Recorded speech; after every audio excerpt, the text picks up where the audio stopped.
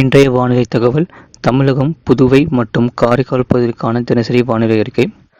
தமிழ்நாட்டில் ஓரிரு இடங்களில் மழை பெய்துள்ளது. காரைக்கால் பகுதியில் மிக லேசான மழை பதிவாகியுள்ளது. புதுச்சேரியில் வறண்ட வானிலை நிலவியது. அடுத்த 5 நாட்களுக்கான வானிலை முன்னறிவிப்பு மற்றும் எச்சரிக்கை. கிழக்கு திசையின் காற்று வேக மாறுபாடு காரணமாக தென் தமிழக மாவட்டங்களில் ஓரிரு இடங்களில் லேசான முதல் மிதமான மழை பெய்யக்கூடும்.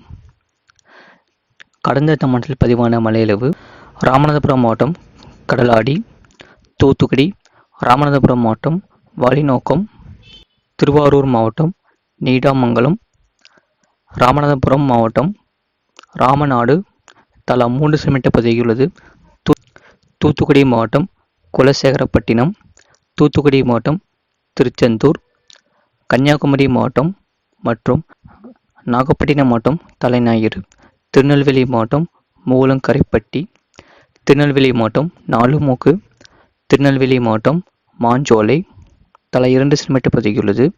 தஞ்சாவூர் மாவட்டம் திருக்காட்டுப்பள்ளி, தூத்துக்குடி மாவட்டம் ஸ்ரீவைகுண்டலம், திருவாரூர் மாவட்டம் பாண்டவையார், தஞ்சாவூர் மாவட்டம் பாபநாசம், கடலூர் மாவட்டம், திருநெல்வேலி மாவட்டம் ஊத்து, தூத்துக்குடி மாவட்டம் சாத்தான்குளம் ஏஆர்ஜி தலா 1 சென்டிமீட்டர் பதிவாகியுள்ளது.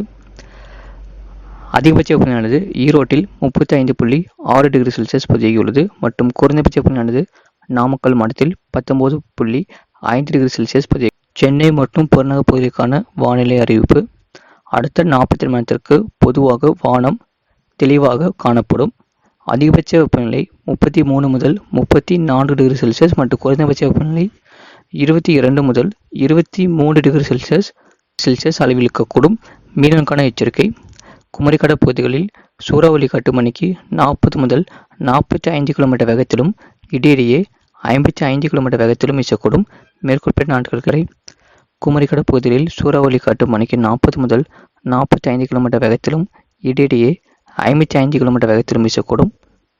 இது போன்ற செய்திகளை உடனுக்குடன் அறிந்து கொள்ள மறக்காம சேனலை சப்ஸ்கிரைப் செய்யுங்கள். மற்றவர்கள் தெரியப்படுத்த ஷேர் செய்யுங்கள்.